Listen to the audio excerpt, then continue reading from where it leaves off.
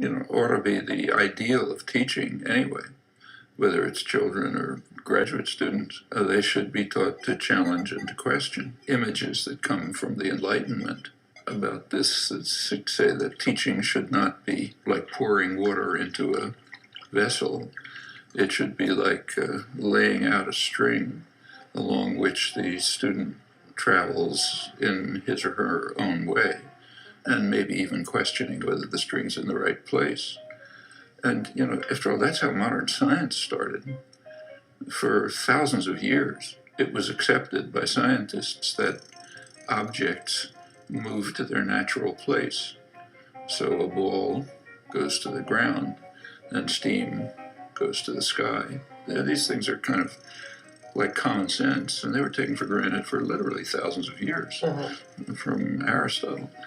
And it wasn't until Galileo and the modern scientific revolution that scientists decided to be puzzled by these obvious things. And as soon as you start to question things, you see nothing like that makes any sense.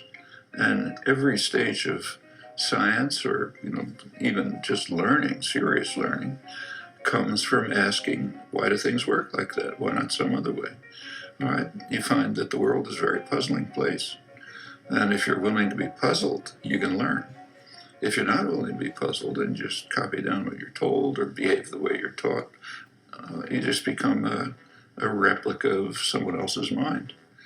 Some of the technical work I'm doing now is initiated by my suddenly realizing that assumptions that have been standard throughout modern history of generative grammar, but in fact throughout the traditional study of language, just have no basis.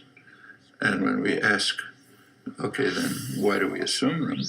You have to look for a basis, then lots of avenues open up. And that happens constantly.